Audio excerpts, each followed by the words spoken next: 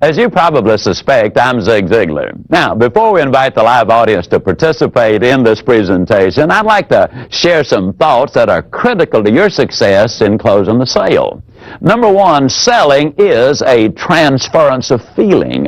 If I can make you feel about my product like I feel about my product, if there's any way on earth you are going to buy my product. Now, Willie Dorsey, the great spiritual singer, puts it this way: brother, if you're going to be convincing, then you've got to be convinced. In other words, you transfer that feeling to others that your product, goods, or services are good. Now, there's a myth that's an absolute fallacy, and that is that a good salesperson can sell anybody anything.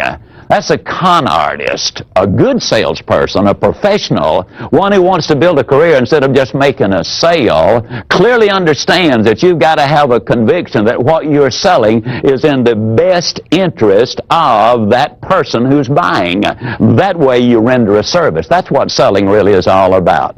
Second point I'd like to make is simply this: prospects don't change their mind. Now, I know what many of you are thinking, but in reality, they make a new decision based on the new information which you give them. That's the reason the professional salesperson has a storehouse of additional information, because when the prospect says no, they're really saying no based on what they K-N-O-W.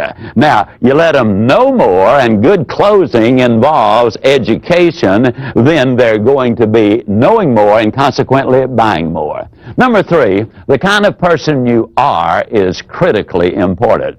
A Harvard study recently reveals this: that the people who gain the most usable information from a presentation such as this one take good notes. That's number one. And number two, when it's over, they get with an associate or their boss or their trainer or their manager, and they brainstorm. So as you watch and listen, ask yourself these questions: how can I adapt and use this material old Zig's sharing with me in my career so that I can sell more today and be able to sell more tomorrow to the same people? Now, I'll tell you what let's do. Let's go to that live audience. Totally convinced that our major need in America today is leadership in the home.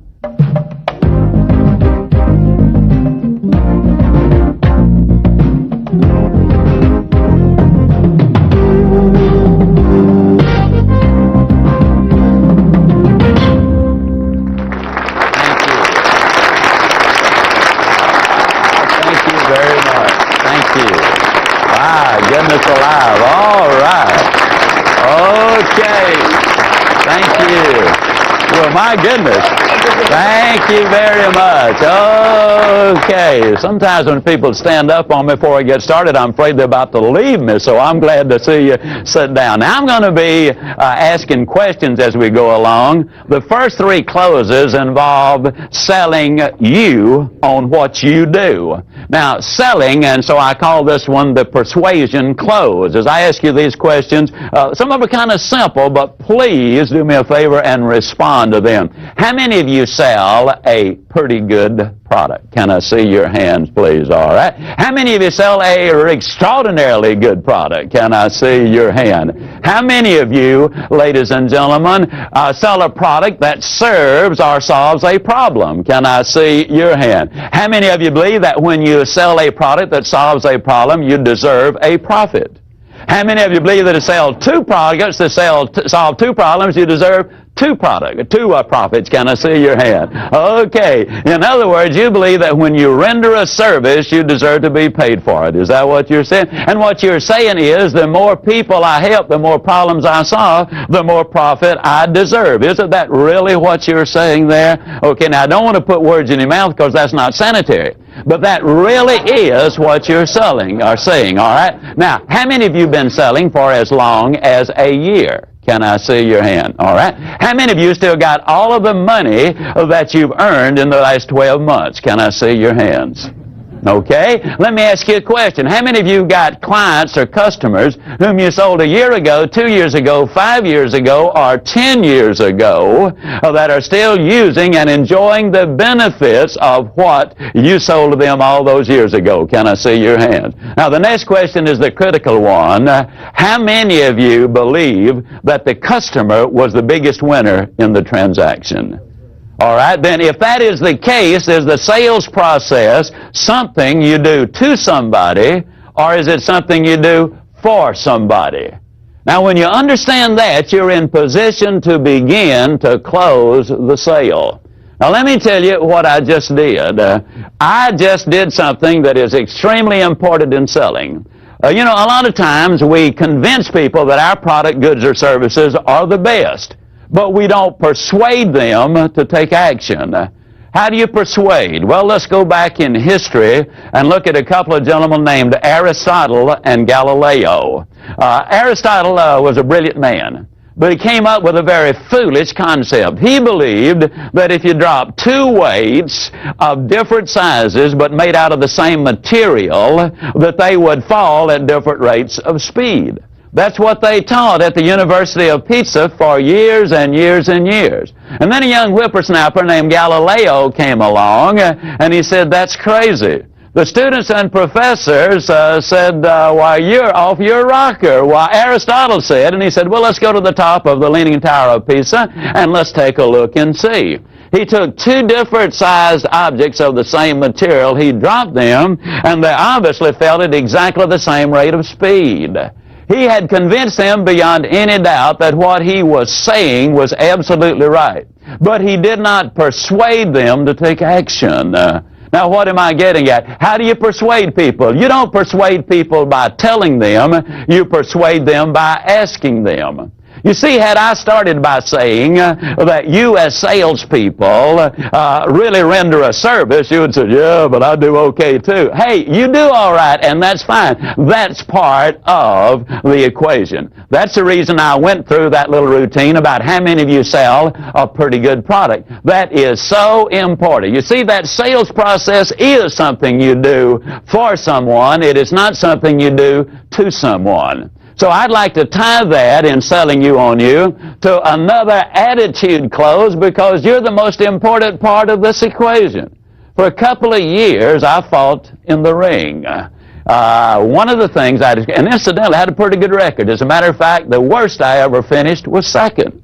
Now, the only reason I quit was because of my hands. The referee kept stepping on them. Well, anyhow, in athletics, what you do is you study the opponent's weakness and exploit it. That's true in football, basketball, boxing, tennis, whatever it is. You study their weakness and exploit it.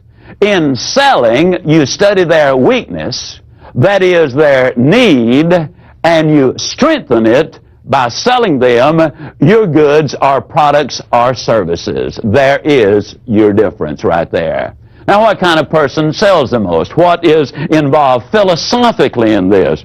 We've built our entire business on the concept that you can have everything in life you want if you will just help enough other people get what they want. You solve their problems, my friends, you're going to do all right. Now, please understand that's a philosophy and not a tactic. Where does character and integrity enter the picture? The Forum Corporation out of Boston, Massachusetts, did an exhaustive study on 341 salespeople. 173 of them were super successful. 161 of them, 173 were super successful. 168 of them were moderately successful, and they determined what made the difference. Now, all factors were equal in the two groups as far as experience and education and product and territory and all those things. But there were two major differences and reasons for their success. The first one was trust. You see, the reality is without integrity, people won't listen. Without trust, they won't follow, meaning they will not buy. Now, the question is, who do they trust? Now, this is so simple, it's going to be frightening. They trust the good guys and the good girls. They trust those people of character and integrity. The second major difference they discovered was this. The super successful salespeople, the career salespeople, clearly understand that the sale is not complete until the order is signed, the merchandise is delivered and paid for, and the customer is happy with it. In order for those things to happen, you have to have a team of support people, and most professional salespeople do not have a team. So when they call the office, they're just as courteous to the switchboard operator as they are the chairman of the board. They're just as nice to the file clerk and shipping clerk and collection lady or person as they are to any of the executives in the company. And they become a team, and everybody understands then that they're involved in the sales process. Now let's look at what I call the three-question close to kind of begin to tie some of these together. Let's assume in this close that you've demonstrated your product. And let's assume that you have demonstrated that it will save money. And so the three questions simply, can you see where using this product or service would save you money? Question number two, are you interested in saving money? And question number three, when do you think you ought to start saving the money? Now, exactly the same question will go with time and work and health. Can you see where this would be good for your health? Are you interested in taking care of your health? If you were ever going to start taking care of your health, when do you think would be the best time to start? That's the immediacy, having them into action right now. I'll give you a specific example of how that works. Don Jarrell from Garden Grove, California, represents a very fine, accredited vocational college. A man and his three daughters came in to consider enrolling in the college. The enrollment fee was roughly $16,000. Now, that's a pretty nice little piece of change. But Don had already determined that the man could well afford it, so he knew that price was not the problem. But he knew in order to persuade him to take action, he had to ask him questions that would lead him to the decision table, not run him or force him at the decision table. So we asked him very simply, do you invest in the stock market? The man said, well, as a matter of fact, I do. Then he said, do you consider the funds needed to put your daughters through school an investment or an expenditure? Now, I want you to notice he's tying the head and the heart together. Now, let me emphasize the point. People do make emotional decisions, but if you got some logic behind it, your chances of getting the sale are dramatically higher. Well, the man obviously said, well, I consider it an investment. Then very quietly, Don Jarrell said, and how much are your daughters worth as an investment? Now, what I'm encouraging you to do is to think in terms of adapting these and other questions to fit your product, goods, or services. Now, we look at the alternative choice close here, and you will see that one will come up a number of times under several different circumstances. But let me encourage you, always think in terms, as I make a presentation or give you a close, think in terms of how can I use this, adapt it, adjust it to fit my particular goods, products, or services. How can I use this to fit my situation? That's the reason that brainstorming and thinking it through is going to be so enormously important. First time I heard of alternative choice was old Elmer Wheeler many, many years ago. He was a man who said, sell the sizzle and not the steak.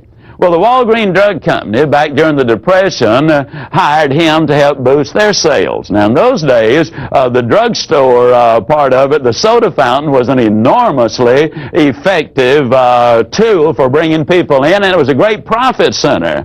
Well, in those days, before we had cholesterol, isn't it astonishing in our country today, the land of milk and honey, all we talk about is calories and cholesterol. But anyhow, Wheeler, they used to sell eggs and put them in the milkshakes, in the malted milks and all. Well, in those days, you could buy a dozen eggs for 15 cents. When they put an egg in the shake, they charged them a nickel for it.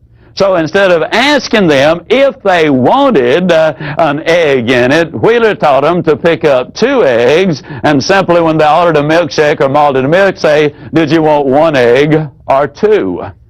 There was a dramatic increase, an explosion of business as a direct result of it. Alternative choice can be used in many ways. Did you want to handle this by check, or do you prefer to pay cash? Do you want to use a credit card, or do you want to put it on our budget system? Now, as you look at these, I'm going to go through a series of questions. Some are alternative choice clauses.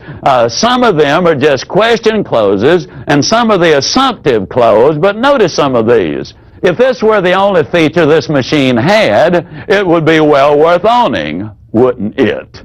Closing. When we install this equipment, would you like for me to demonstrate the major features again? Assuming. Would you like for me to mark this one sold while we check on the most agreeable terms to finance it for you? Now that injects just a slight amount of fear. What you're implying is it might be gone. And I'll say this several times, but the fear of loss is greater than the desire for gain. Don't take anything away from me. That's the reason in stores where they measure out food, we always teach them, put too small an amount on there first so you can add to it. Nobody wants to see things taken away from them. That's selling, all right? Another clause, do you need to consult with anyone else before you place the order? Is the purchase order issued from this department? Would you like to have your own bank finance this, or would you like for us to work out the financial arrangements? Since the item is in short supply, would you be willing to wait for 3 weeks for delivery? Would you want to make a large deposit so the monthly deposits are smaller, or would you prefer a minimum deposit and slightly larger monthly deposits? Would you prefer this in green, or does the red appeal to you most? Again, I challenge you, use your imagination. Think of your products and services, and in your quiet thinking time, think it through. And as you brainstorm, come up with other questions. Shall we ship it by motor freight or air express? Do you want this lot registered in your name or your wife's name? Do you prefer the lot on the golf course, or does the one on the lake appeal to you most? If you saw that it was to your advantage to own this product and the terms we work out are satisfactory, would you have any objection to going ahead today? Can you see the financial advantage to reducing the use of those powerful overhead lights which provide unneeded light in some areas in favor of using point-of-impact lighting during certain times of the day?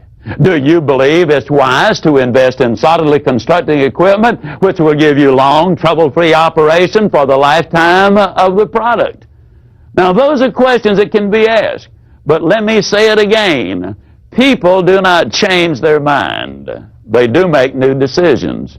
I asked that redhead of mine. Now, my wife is a decided redhead, meaning one day she just decided that she is going to be a redhead. By her preference, when I talk about her, I always call her the redhead. When I talk to her, it's Sugar Baby, and her name is Jean. I asked her to marry me, and she said no. I asked her the second time, no. Third time, no. Fourth time, no. Fifth time, no. Sixth time, she said yes. But she never changed her mind. What she did was make a new decision. Now, psychologically, you as salespeople need to understand that. When a person says no, and you just sit on them and say, oh, you know you like it, go ahead, you're just irritating them because they've already decided no, and they're not going to change their mind. Now, if you give them new information, which enables them to make a new decision, you see, a wise person changes his mind, and I think everyone knows that, but they change it for a reason, and we've got to give them those reasons. Now, let me give you a specific example as I ask you this, and let me get you to respond. How many of you would give me $100 for an item you absolutely knew was worth only $20? That's foolish, isn't it? All right? Now, understand the sale is made in the mind of the prospect. When they're saying no, in most cases what they're saying is based on what you've told me thus far, I'm not going to give you my big stack of money for the little value you offer me in the product. Now, you give me more value, and I'll separate myself from my money. And so every time you use a new clothes or new information, you build value and value and value and value. And only when the value gets above the price do you have a legitimate prospect. That's where you start closing the sale. Now, let's look at some closes that deal with specifically how to overcome the price objection by using your voice inflection. Now, as a matter of curiosity, how many of you ever get a price objection? Can I see your hands, please? All right. Now, let me say this. When you use the right words and you're selling the right product, and use the right inflection in your voice, then you've got an infinitely better chance of making the sale. Let me say that those voice inflections can completely change the meaning and intent of words. For example, how many of you realize that in the Bible it clearly says that man was born cursing? Did you know that? If you don't believe it, look it up. It's Job 3:1, and it clearly says, and Job cursed the day he was born.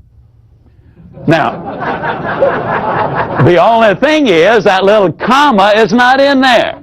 When you took the comma and put it in, that completely changed the meaning. For example, let's take something like, I did not say he stole her money. Now, those are 8 words, and we can make them say 8 different things with voice inflection. This is why good professional salespeople need a cassette recorder, so they can record their presentation and listen to their voice and listen to that voice inflection. For example, when I say, I did not say he stole her money, that's just a statement of fact. But alter it slightly, I did not say he stole her money. Completely different meaning. Or, I did not. That's a vehement denial. Say he stole her money. Or, I did not say he stole her money. Completely different. Or, I did not say he stole her money. That was a rascal over there that did it. Or, I did not say he stole her money. He's going to put it back. I mean, he's just borrowing it. Or I did not say he stole her money. It was hers that the rascal stole. Or I did not say he stole her money. It was a diamond ring the rascal got. Now, you see, we took 8 words in one sentence, made them say 8 entirely different things. And when you become a serious student of selling and learn what those voice inflections are and how you can handle them, it makes a dramatic difference. Charles Osgood says, compared to the spoken word, Charles Osgood says, compared to the spoken word, a picture is a pitiful thing indeed. Words move people. They move them emotionally. Now, if you can put the word and the picture together, now we're in business. Now, different prospects will object differently. For example, one prospect might stomp his foot in essence and say, that price is ridiculous. How many of you have ever had somebody, really respond in a manner like that? Another one might say, well, it seems to me the price is a little high. You might have a good old boy down home type fella, and he might say, you folks kind of proud of that stuff you sell, ain't you? Now, they're all talking price, but you handle them in a totally different way. The one who says that price is ridiculous, you don't argue with him. You don't say, no, it's not either. You repeat what they said, but you do it this way. You lower your voice, you look them right in the eye, and simply say, the price is ridiculous? Now that sounded so simple, but you'll have to hear that a number of times to get that inflection right. What I did at the very end, my voice was rising. And what that does is it physically moves the objection back to the prospect side of the table. You are now selling on offense instead of defense because the prospect now has to defend their statement instead of you justifying the price. Now, because everything is selling, ladies, let me go ahead and tell you this, that works infinitely better even at home. For example, let's say that you beat your husband home, and you've had really a tough day, and as he walks in, you greet him warmly, of course, and give him a big old smooch, and then you back up about 3 steps, you look at him and a big old smile and say, honey, did you want to take me to Alamans or Farfallo's for dinner? You might say, I don't want to take you anywhere to dinner. You don't argue with him. You just simply repeat what he said. You don't want to take me to dinner, hon? It almost ain't fair. It really is not. Now, let's say that it's grass cutting time, and so you say to your 14-year-old, okay, son, it's time to cut the grass. I don't want to cut the grass. You don't argue with him. You repeat what he said. You lower your voice. You look him right in the eye and say, you don't want to cut the grass, son? I can absolutely guarantee, whether you want them to take their toys to the back room or cut the television set off or get the repair person to come out and repair the air conditioning on a brutally hot Friday night, I can tell you it works dramatically better. Now, let's look at it another way. Let's say that one prospect might say, well, you know, the price is a little bit high. Then we got a lot of different ways. For example, I call this the like it close. I simply say to them, well, let me ask you, do you like it? And most things say, yeah, well, I like it. Well, Mr. Prospect, don't you believe that it's difficult to pay too much for something you really like? Well, they might say, well, you got a point, but yeah, I think you can pay too much for something you really like. But you've just crossed a little barrier. You now have got them thinking along these lines. And let me point this out. Sometimes when they object to the price, that's not the objection at all. So early on, you need to smoke it out. Is that the objection? And you do that simply by saying, well, let me ask you, if there were a way I could show you that the price not only is fair, but actually is more than fair, would you go ahead and take advantage of the offer that we're making to you this evening? Now, or this morning, or whatever. What you're really doing is trying to smoke out the advantage. You're trying to smoke out whether or not the price really is the objection they're raising. Now, let's say they say, well, yeah, the price is the problem that I'm having with it. Then what you do is, if there were a way I could show you how you can legitimately justify this price and take advantage of our offer, would you be willing to go ahead and start enjoying the benefits today? Now, if they say no, then what you need to do is to smoke out the real objection, because price really is not it. But if the answer is yes, then you simply ask the question, well, do you like the product?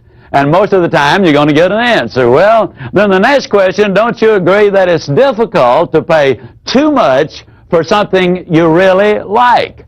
Now, a lot of times that forces them to start that thought process, and you've just taken one step towards closing that sale. Then if they say yes, then you say, well, it's okay to do something nice for yourself. Now, if the answer is no, then you move into what we call the fear of loss close. And you do that with simply making this statement.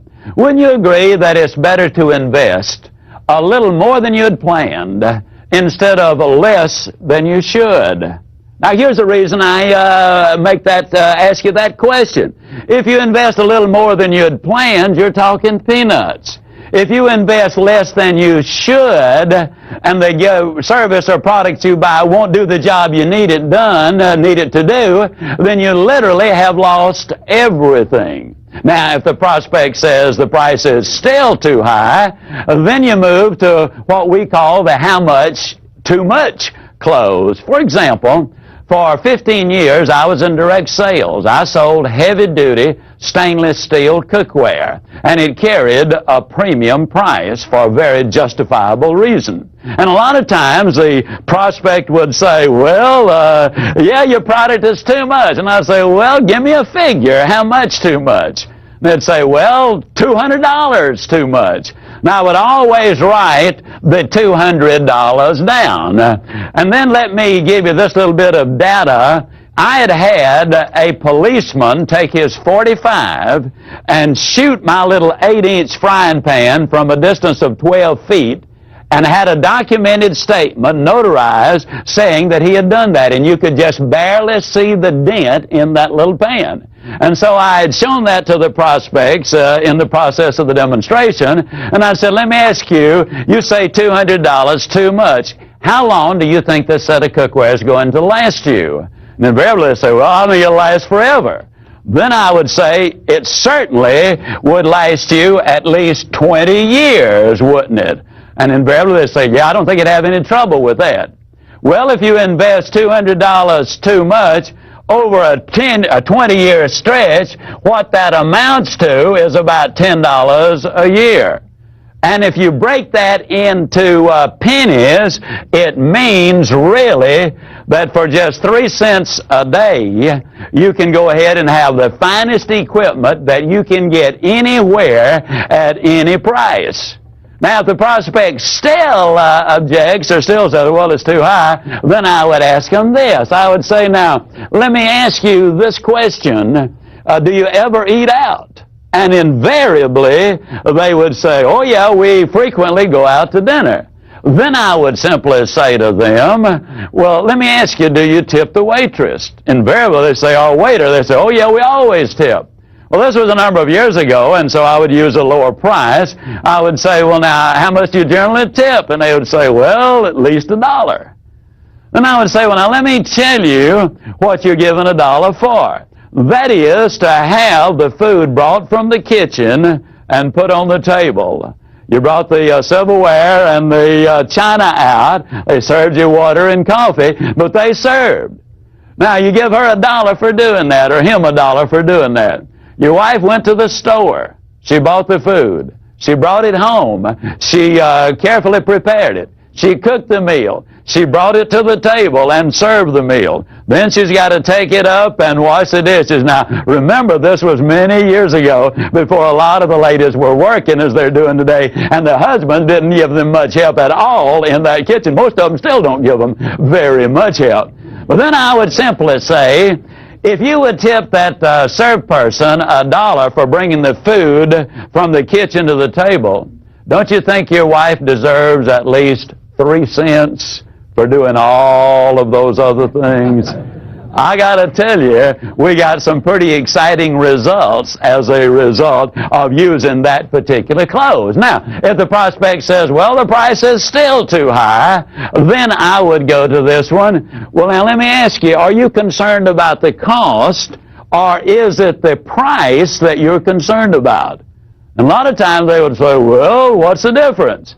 Now, I would always use, and incidentally, the reason I moved to the board, and what I encourage you to do, anytime you see me use this board to illustrate a point, or use graphics to illustrate a point, that says to you that you need to be letting your prospect see you writing something when you're showing figures. And the reason is we've been conditioned to believe what we see and doubt what we hear. Now, if they see it and hear it, see it as logic, hear it as emotion, you put the two together and you got a better chance of making the sale. So the prospect says, well, what do you mean? Is it cost or price we're concerned about? Then I simply say, and here's the example I use because it happened in my life, I encourage you to get one out of your industry that specifically fits you. I say, well, now, when my son was 6 years old, we went down to the Swin bicycle place to get him a bicycle. They told us it was $64.95. Well, years ago, that was an enormous price to pay for a bicycle. Just to teach a 6-year-old how to ride, he's going to tear it up anyhow. So I went down to a discount store, and there I priced a bicycle for $34.95. Now, this price is obviously considerably less than that. And again, I'm showing them they're seeing it and hearing it. Now, it was a nice little bicycle. About 60 days later, we went back to that little bicycle store because we wanted to get the handlebars replaced. And they said, well, you know, it's in warranty and not going to cost you anything. Well, 30 days later, we had to go back and get more new handlebars, no longer a warranty, and so now the price is $4.50 higher, and at this point, we have got, let me see, $39.45 invested in that bicycle. Well, about 3 months later, the entire sprocket apparatus, the brakes and all of that, came completely kazip. We went back to the little bicycle store, and this time it came to roughly $15, and now we've got $54.45 invested in that bicycle. Well, about a month later, the bearings in the front wheel went kazip. We went back down to a little bicycle store, and they said it'd be about $5. I'd forgotten. I threw in the towel at that point, and I said, no way. Then we went and bought the Swin bicycle for $64.95. My 6-year-old son rode that bicycle. He raised the handlebars, took the fenders off, and made a dirt bike after about 5 years out of it. He rode that bicycle regularly for the next 5 years, and periodically he rode it for 10 years. The only other expense we had, literally, were 2 tires for that bicycle. Now let's look at what I've just said. The price of this one was considerably more than the cheaper bicycle. The cost of this bicycle right here, for 6 months, it cost us $54.45 or $9 per month for him to ride that bicycle. In 10 years, this bicycle cost $64.95, or the cost was $6.50 per year. Now, Mr. Prospect, let me ask you again. Is it price or is it cost you're concerned with? Now, the reason I stress that so strongly is simply this. A lot of people can beat us on price, but nobody can beat us on cost.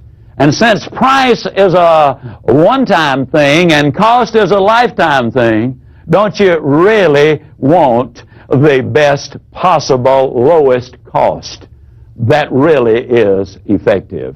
Now, let's say you don't have time to do all of those things as far as dealing with price. Let's say you're at a counter somewhere and you've only got a few seconds to make the sale, and the prospect simply says, well, the price is a little high, and you just have that one moment.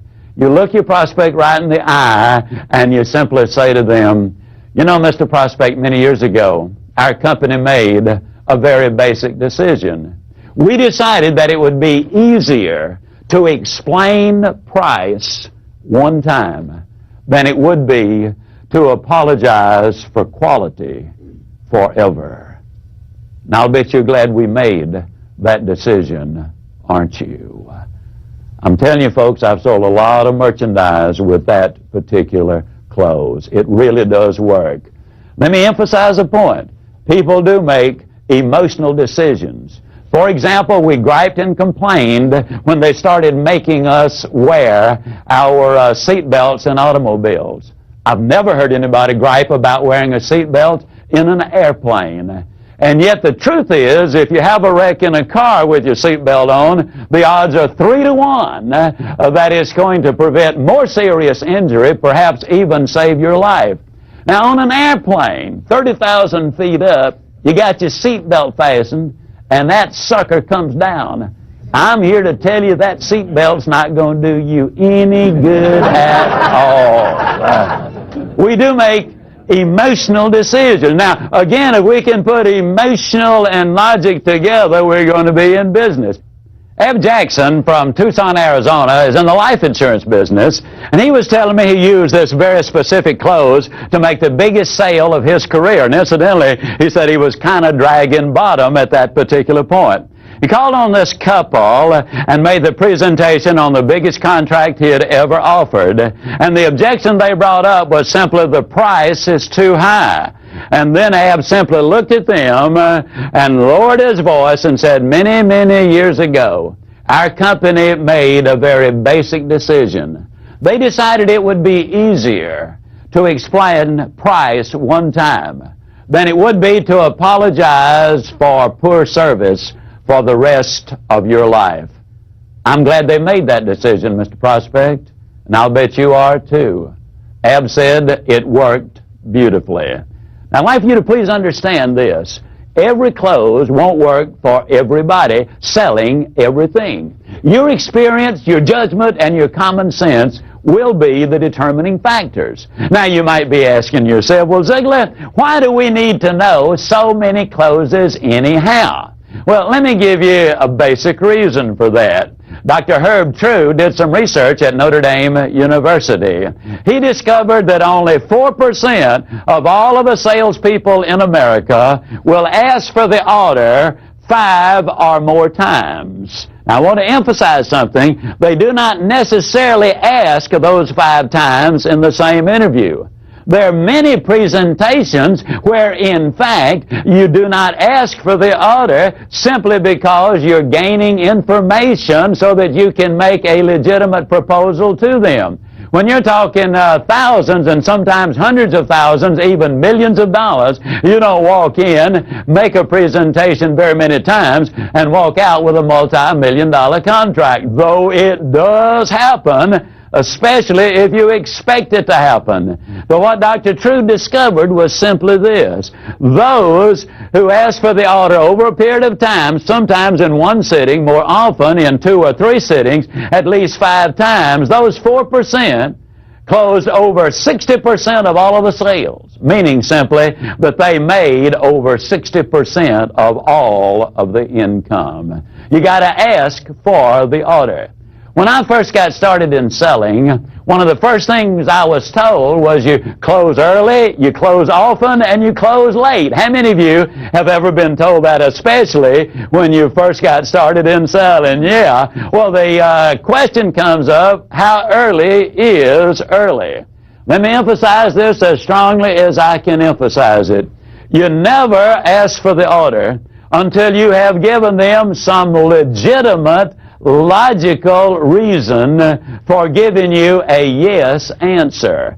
If you've not given them value before you ask for the order, you come across as a high-pressure type salesperson. I want to get this over and move on to the next prospect. Now, that's one of the reasons you give that value first. Because once the prospect has said no, a little barrier goes up. You can get over it, but it is more difficult than if the barrier had never been raised. So give value before you ask for the order. And that leads us into what I call, is that fair enough close? You do build that value before you ask for the decision. But let me simply say this. It's okay. It's even wise to let the prospect know in advance, maybe, that you're going to ask for the order.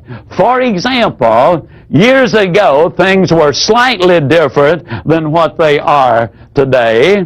When I was in the life insurance business, we used to do the fact-finding interview, and then we would go back with a proposal. And I would always have it in a beautiful folder. And when I went back, then I would take the proposal like so, and I would say, I have prepared a proposal for you. Then I would pull out a plain sheet of paper like so. And this is where I'm saying it's okay, it's even wise, particularly if you can go ahead and if you've done a lot of research before you get there and let them know in advance you're going to ask for the order. So I'd pull out this sheet of paper and I'd say, now, Mr. and Miss Prospect, as you can see, I got a plain sheet of paper. There's obviously nothing there to explain. There's nothing there that you would not understand because there's nothing there. Here's a promise I'm going to make you. I'm going to promise you that when I finish this proposal to you, that it's going to be just as clear, just as plain as that blank sheet of paper is at this moment. And if it is that clear, and if it is that plain, then I'm going to ask you, if you see it is in your best interest to go ahead, I'm going to ask you this evening or this morning or whatever to make that decision. Is that fair enough? I'd like to inject a little extra right here. I would like to inject a close I call simply the "you've got an answer for everything" close.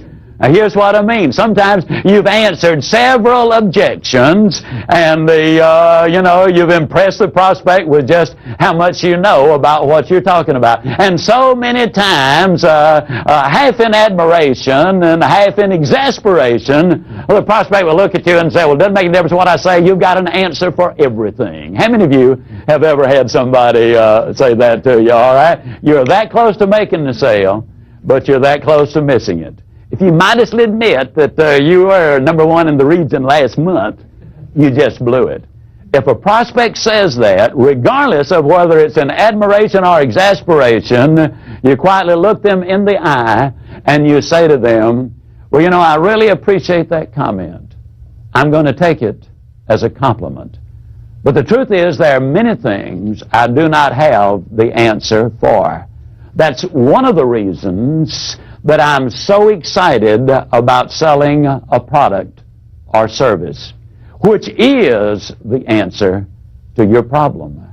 And that's what you really want, isn't it? You convert it, you've now made it a very positive close. A number of years ago, I was traveling through St. Louis, Missouri.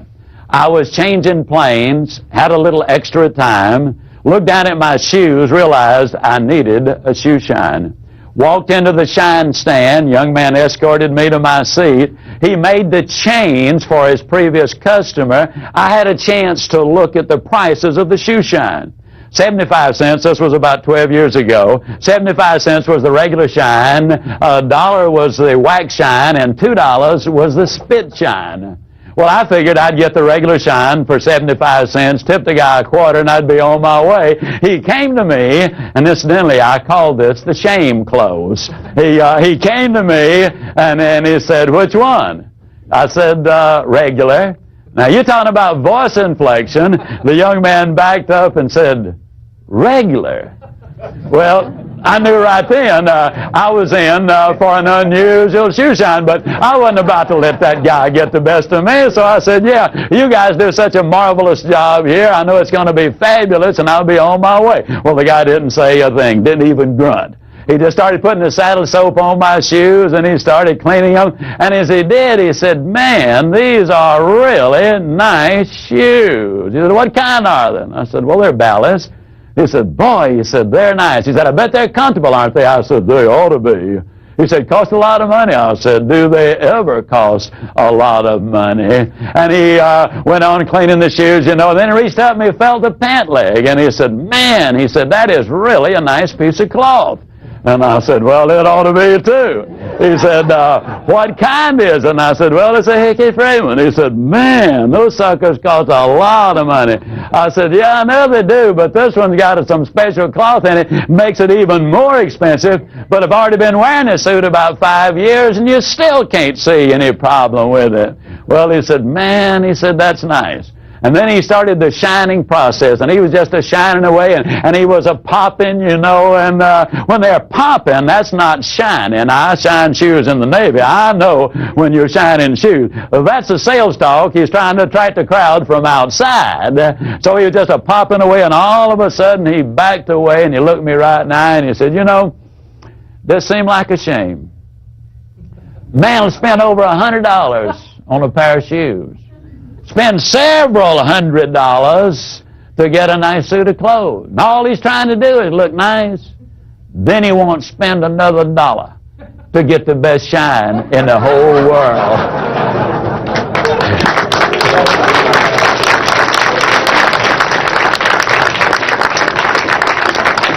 I said, "Spit on him, man. Spit on him." Well, now, folks, when you get a 75-cent shine, a 2-bit tip, that's fine. But when you got a $2 shine, nobody with class gives a 2-bit tip. So I gave him a $3, and as I walked out, I was really picking them up and putting them down. I was feeling pretty good, I looked up at the clock, and as I did, it clicked straight up and down 10 o'clock. Now, the reason I mention that is because when I sat down, I noticed it was exactly 3 minutes until 10. I was in his chair 3 minutes. I gave him $3. Now, you don't have to be a Phi Beta Kappa from MIT to figure that one out. That is $60 an hour. Did you realize that's what we were paying our psychiatrists back then? Of course, this guy does some good. But, you might say, but Zig, he doesn't shine 20 pair of shoes an hour all day long. Okay, but you figure, let's cut that half in two. Instead of 60, he makes 30. Cut that half in two. He doesn't make 30, he makes 15. And you take $15 an hour and cut that half in two, and I know he does more. You know what that adds up to? It adds up to right at $20,000 a year, shining shoes. And I got something to tell you, friends. If that dude ain't making at least 30, ain't a dog in Georgia. I mean, he is shining a lot of shoes. But now let me point out two very sound things about him. His name is Johnny.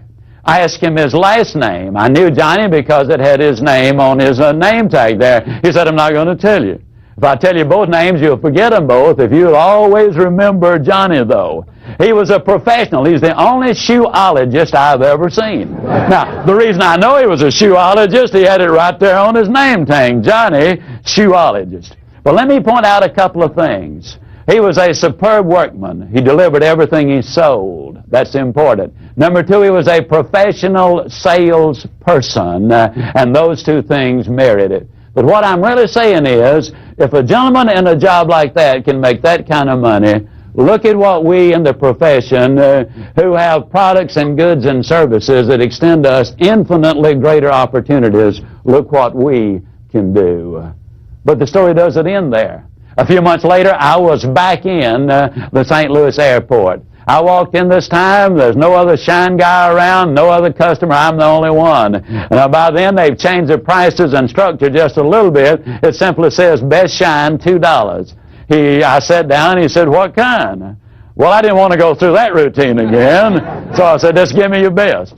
Well, as he was shining, I was bragging on him. You know, I discovered a long time ago that behavior which is recognized and rewarded is repeated. And so I wanted the best possible shine. So we had quite a little conversation. As a matter of fact, he got carried away and he just kept shining, kept shining, kept shining. And finally I said, Johnny, I got to go.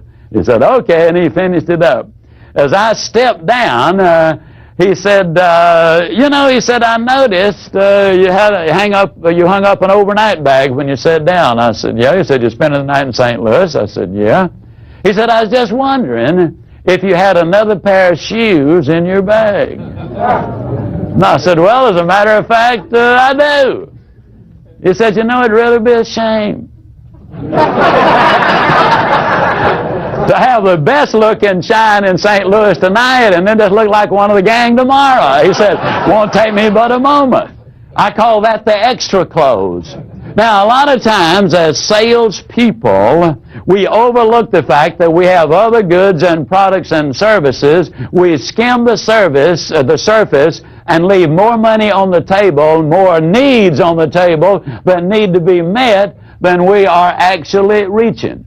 Don't misunderstand. I'm not suggesting you try to sell everybody everything you've got every time you make that call on them. But they're buying, if you're selling products that you know they're buying from someone else, think of the time and effort you can save them if you can become more of a service person to them, selling them more of the things they're buying already anyhow. It is a service. You really can have everything in life you want if you will just help enough other people get what they want. Then I'd like to share with you what I call the marriage close. I was in the insurance business. One of the things that used to frustrate me, I'd spend a lot of time preparing a proposal and making the presentation. Get down to the close, and the prospect would say, well, Mr. Ziegler, I hate to tell you this, but my wife's second cousin's got a neighbor whose boyfriend's son, his dad, has a brother who is selling life insurance. And if we buy anything, we'll have to buy from them. Well, I knew it was just a stall. They weren't going to buy any life insurance from anybody. And so what I did then was simply this. I remembered a book I'd read by Frank Bettcher many years ago called How I Raised Myself from Failure to Success in Selling. This is the reason salespeople need to be students. They need to be learning all the time. It is a profession, and it's a profession that changes. And Frank Bettcher had a statement in his book, I would tell you this if you were my own brother. He also had another statement in there simply, this is what I would do if I were you. Now what Frank Bettcher had done, he would make appointments before he ever made the call. For that prospect, he would say to the prospect, I can do something for you right now that no other insurance person in Philadelphia can do. And they would say, what's that? Well, I've made an appointment already for you to be examined tomorrow afternoon, promptly at 3 o'clock, by the only physician in Philadelphia who can give you agreement and approval right now that this amount of insurance is going to be placed in force. I stole a page from him, and I would say to the prospect, I can do something for you right now that no other insurance person in the world can do. Obviously, they'd say, what's that? I would say, I can marry you. The old boy would say, you would what?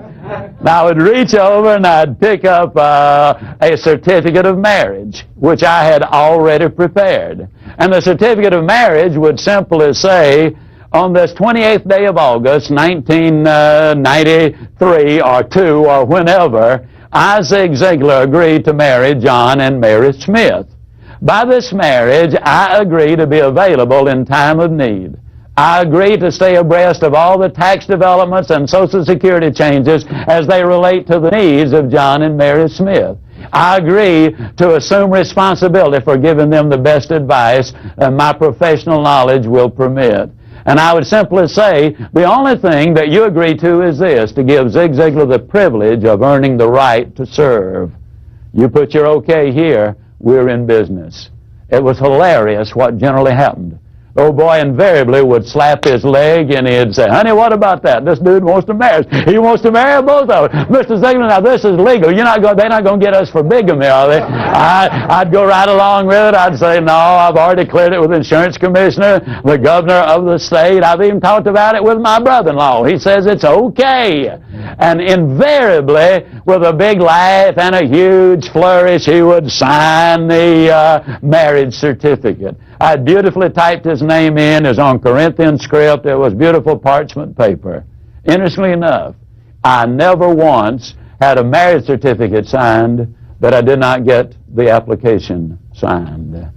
Now, how can you take that and use it in your life? Well, Hockfield and Associates is a firm up in Chicago, in the Chicago area. And Westminster, that Hockfield and Associates, is the gentleman who made this particular sale. He called on these people, and he was not getting any results at all. They sell private labels of various products to company, and here were the terms of agreement. When you buy a private label program from Hockfield and Associates and the Nice Pack Company, you also buy me.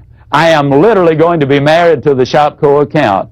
I will see that you receive the following: the finest products available for Shopco's valued customers, the best possible service, the fairest price, and he went right on down the list. And when we got to the bottom of it, he would simply say, and this is all you need to do to put this in force. First year, they sold over $500,000 worth of merchandise. They'd been calling on them for years. I've had any number of clients to say, this works. See, the marriage indicates that you're not going to hit and run, that you're going to be a permanent person with them. It ties it together. The marriage close has worked and works well. There's no such thing as a little sale. But it is safe to say that we will miss 100% of all of the sales we don't ask for. Very few prospects are going to demand that we take their order. That does happen occasionally, but it is very rarely. Chris Hegarty says that 63% of all sales interviews end without a direct ask for the order. At this point, I would like to share with you what I believe is a very significant close. It's called the pressure belief close. At this point, what I want to simply say to you is that we've had some ideas, some procedures, and some stimulation. But when I talk about a pressure belief close, it happened in Australia. I was with my friend John Nevin. He was with World Book Encyclopedia. He told me of what happened to him when his career first got started as a World Book salesperson, and he went on to become the managing director. Called on a little German couple. They really were more like grandparents. They'd been in Australia a very brief time. Their English was not real good. The little lady was 51 years old. She had given birth to their one and only child when she was nearly 45 years old. A very little short lady. Had language difficulty. He called on them at roughly 9 o'clock in the evening. It was way past midnight when he left with the order.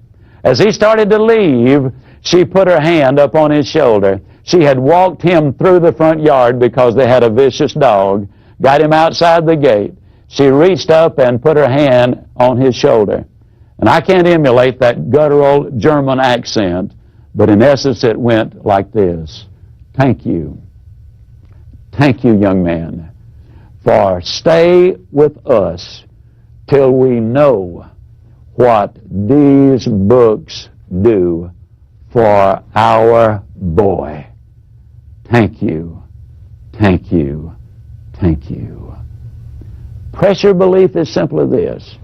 It's when you believe so fervently and so completely that that prospect is going to benefit the most by buying from you, that you are willing to kind of put your ego on the line. You're willing to take a slight risk even on occasion of offending someone by asking for the order again. Now let me stress something. You got to do it pleasantly. You got to do it politely. You got to do it professionally. You must by all means do it with that person's interest at heart. But if you really believe they're the winner, you will become so professional in what you do. You will learn so many closes that you will be able, basically, to go forward with the conviction that you are rendering them a service. Now, only experience, judgment, and common sense will dictate to you what is the proper time and what is the proper amount. You'll never get experience by listening to a trainer or watching one of the videos, which I do. You will get ideas. You will get techniques. You will get procedures. Now, if you really want to build a sales career and substantially improve your sales, it's time to go to work. I encourage you not only to read, but to study Secrets of Closing the Sale and my other book, Ziegler on Selling. Now, the reason I say that is this. You can learn a lot of closes and procedures and techniques, but unless you understand the philosophy and the psychology behind them, you will only be partially as effective. You will need to read the exact words many times. There are literally over 140 closes and over 800 questions in these two books that will help you to lead people to those decision tables. And then in order to get the voice inflections down, we have made audio cassettes of each of these videos, and while you're in your car, you need to be listening to them over and over and over. The SMEI International, Sales and Marketing Executives International, says the average professional salesperson spends 510 hours a year in the automobile. That means you literally can make it your sales university. You can learn procedures and techniques. You will really be able to make it a part of you so you can automatically and instinctively respond. You also are going to need to work very much with your manager, your associate, or your trainer. If you're one of these people who happens only to be working independently by yourself, I encourage you to get in front of the video, look it over, take those notes, and then start compiling your own ideas to go along with the specifics that we are presenting here. The reason I want you doing all of these things, when you see something, you'll remember it. When you hear it, you forget it.